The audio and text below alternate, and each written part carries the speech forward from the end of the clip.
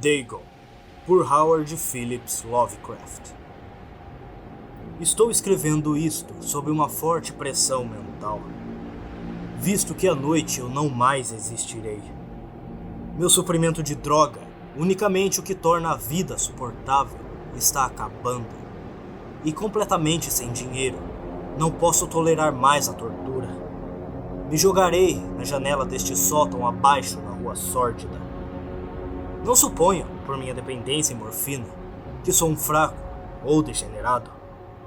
Poderão julgar quando tiverem lido essas páginas rabiscadas apressadamente, embora nunca possam perceber integralmente por que motivo tenho necessidade do esquecimento e da morte. Foi em uma das regiões mais abertas e menos frequentadas do amplo Pacífico que o paquete, no qual eu era comissário de bordo, caiu vítima do ataque naval alemão. A Grande Guerra estava nesse tempo logo no começo, e as forças navais dos Hunos não tinham decaído completamente até sua posterior degradação.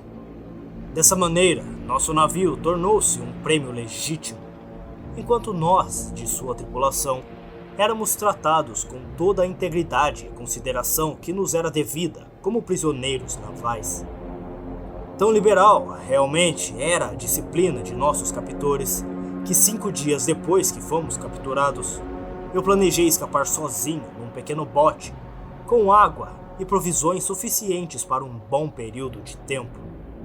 Quando finalmente me achei à deriva e livre, tive apenas uma pequena ideia do que me circundava. Nunca fui um navegador competente e apenas podia supor vagamente pela posição do Sol e das estrelas que estava um pouco ao sul do Equador. Não sabia nada de longitude, e não havia nenhuma ilha ou região costeira à vista. O tempo se mantinha limpo, e por incontáveis dias flutuei à deriva, sem rumo, sob um sol ardente, à espera de algum navio que passasse, ou que fosse lançado às praias de alguma terra habitável.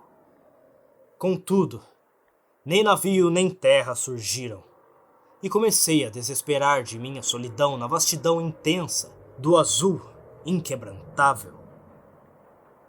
A mudança veio quando eu dormia. Nunca saberei dos detalhes, pois meu sono, embora turbulento e infestado de sonhos, foi contínuo. Quando finalmente acordei, foi para me perceber sugado por uma vastidão viscosa e infernal de lama preta, que tanto quanto pude ver, se alargava ao meu redor em ondulações monótonas, e na qual meu bote adentrou alguns passos adiante e encalhou.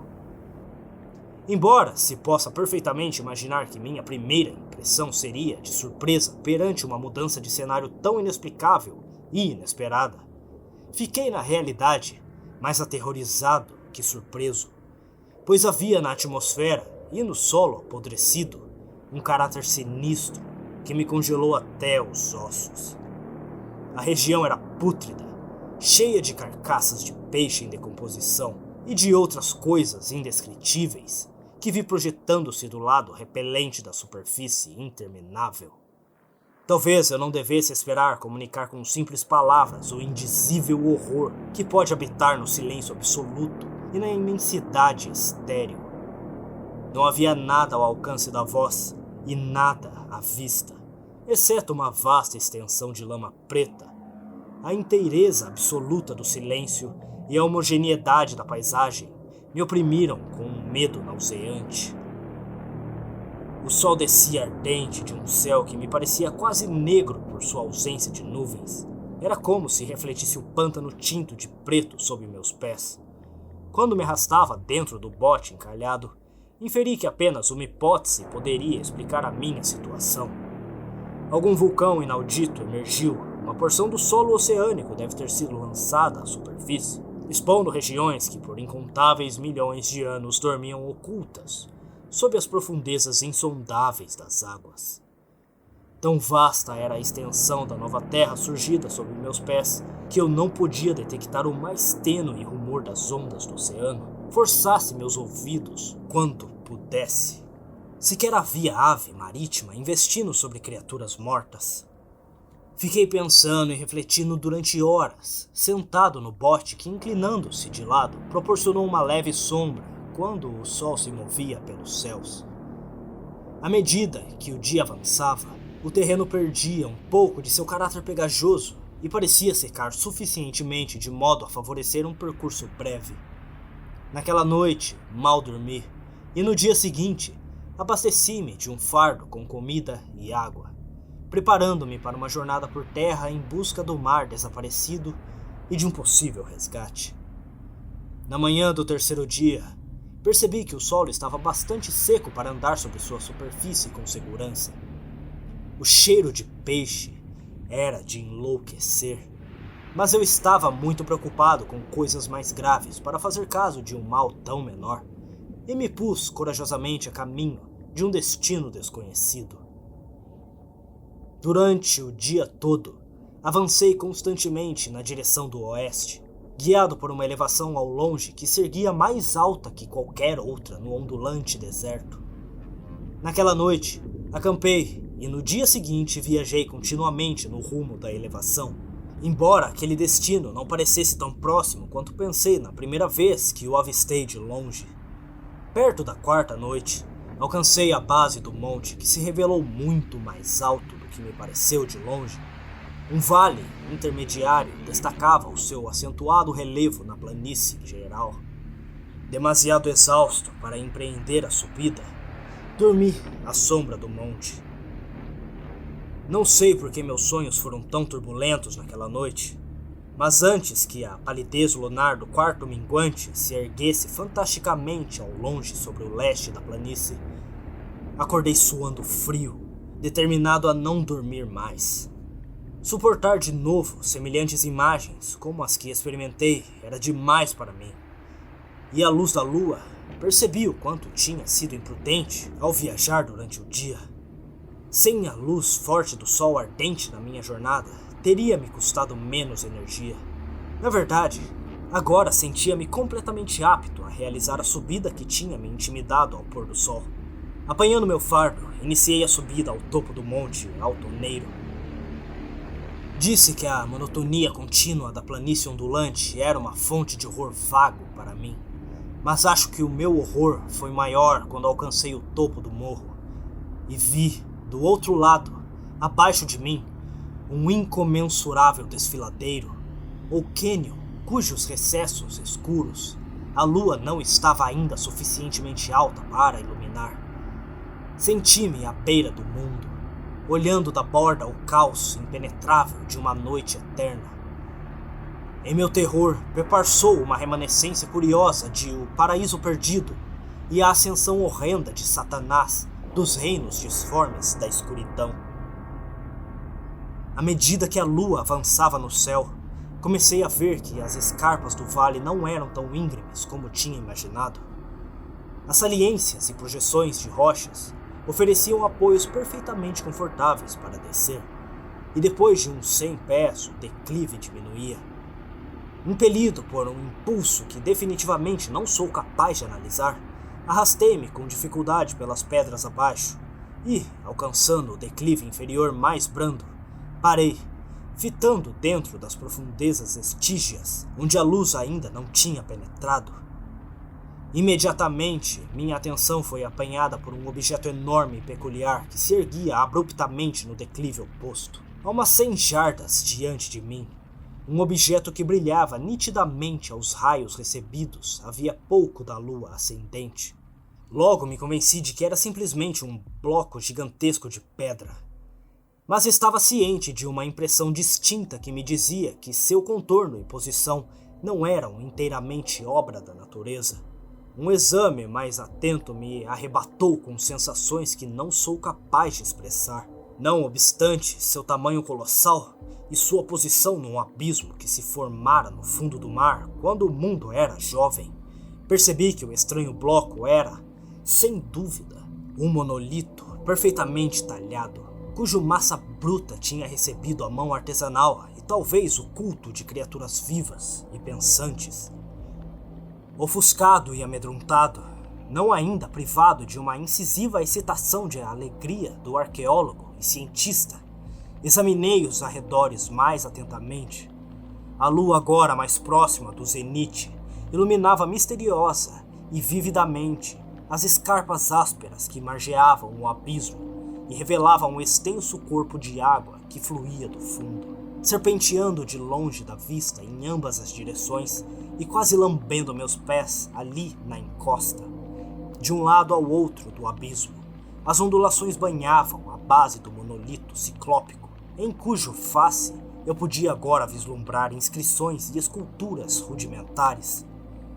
A escrita era elaborada em um sistema de hieróglifos desconhecidos por mim, e diferente de qualquer outra coisa que já tinha visto nos livros, consistia na maior parte de símbolos aquáticos convencionais, como peixes, enguias, polvos, crustáceos, moluscos, baleias e assim por diante. Obviamente, muitas figuras representavam seres marinhos desconhecidos no mundo moderno, mas cujo formas em decomposição eu tinha observado na superfície que havia aparecido no oceano. Foi o entalhe impressionante, contudo, que mais me fascinou. Plenamente perceptível no outro lado da corrente por seu tamanho colossal, seus baixos relevos tinham uma suntuosidade cujos motivos teriam despertado a inveja em Undoré. Achei que tais coisas eram concebidas para representar homens. Pelo menos, um determinado tipo de homens. Embora as criaturas fossem representadas como peixes passeando nas águas de alguma caverna marinha, ou prestando homenagem a algum santuário monolítico que parecia estar sob as ondas também. Não ousarei falar em detalhes sobre seus rostos e formas, pois me sinto desfalecer a simples lembrança. Grotescas além da imaginação de um Poe ou Bauer, eram criaturas humanas abomináveis em seu contorno geral, com pés e mãos palmadas em forma de barbatanas, lábios surpreendentemente frouxos e dilatados, olhos vítreos e protuberantes e outras formas menos agradáveis de recordar. Estranhamente, pareciam talhadas com proporções completamente em desacordo com seu ambiente original, pois uma das criaturas fora representada matando uma baleia que era apenas um pouco maior do que ela. Reparei, como disse, em seu caráter grotesco e tamanho incomum, mas por um momento julguei que eram simplesmente deuses imaginários de alguma tribo primitiva de pescadores ou marinheiros, alguma tribo cujos últimos descendentes tinham parecido eras antes que o primeiro ancestral do homem de Neandertal ou Piltdown tivesse surgido. Cheio de pavor diante desse vislumbre inesperado de um passado inconcebível para o mais ousado antropólogo, fiquei refletindo enquanto a lua avançava reflexos estranhos no canal silencioso diante de mim. Então, subitamente, eu a vi. Com apenas um movimento mínimo para indicar que viera à tona, a coisa passou à vista sobre as águas escuras, imensa, como Polífemo, e asquerosa, disparou na direção do monolito, como um monstro assombroso nos pesadelos. Estendeu os braços escamosos sobre ele, ao mesmo tempo em que inclinava sua horrenda cabeça e exprimia um som ritmado. Achei que ia enlouquecer. Lembro-me escassamente da minha frenética escalada pela encosta e penhascos, e de minha jornada delirante de volta ao meu bote encalhado. Acredito que cantava muito e ria extravagantemente no momento em que me era impossível cantar. Depois que alcancei o bote, de qualquer modo, sei que eu vi ribombos de trovões e outros sons que a natureza expressa em seu furor mais selvagem. Quando saí das sombras, estava no hospital, em São Francisco, trazido ali pelo capitão do navio americano que tinha resgatado meu bote no mar. Falei muito em meu delírio, mas percebi que deram pouca atenção às minhas palavras. Meus salvadores não conheciam nenhuma elevação no Pacífico, nem julguei necessário insistir sobre algo que eu sabia que não podiam acreditar. Uma vez procurei um etnologista célebre e o fiz rir com perguntas peculiares sobre a lenda filisteira de Dagon, o peixe-rei. Mas, percebendo logo que ele era desesperadamente convencional, não mais o assediei com as minhas perguntas. É a noite, especialmente quando a lua está no quarto minguante, que vejo a coisa. Experimentei morfina, mas a droga fornece apenas um alívio transitório e me arrasta à dependência como um escravo sem esperança. Portanto, agora, tendo escrito uma narrativa completa para informação ou divertimento desdenhoso dos meus semelhantes, estou para colocar um ponto final em tudo isso. Sempre me pergunto se tudo não poderia ter sido uma pura ilusão, uma mera fantasia febril quando eu, exposto ao sol ardente, delirava no bote aberto depois de minha fuga do navio de guerra. Pergunto-me isso, mas sempre vem diante de mim como resposta uma visão horrendamente vívida.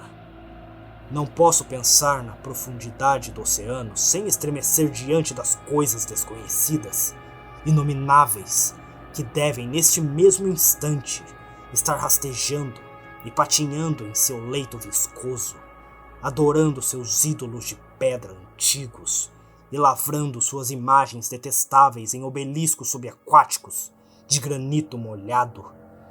Sonho com o dia em que eles deverão erguer-se das enormes ondas e arrastar com suas garras fétidas os vestígios da humanidade débil, exaurida pela guerra. Um dia em que a terra deverá submergir e a escuridão do fundo do oceano emergirá em meio a uma balbúrdia universal. O fim está próximo. Ouço um barulho à porta, como de algum corpo imenso e escorregadio que se esfrega contra ela. Ele não me encontrará. Deus, aquela mão, a janela, a janela!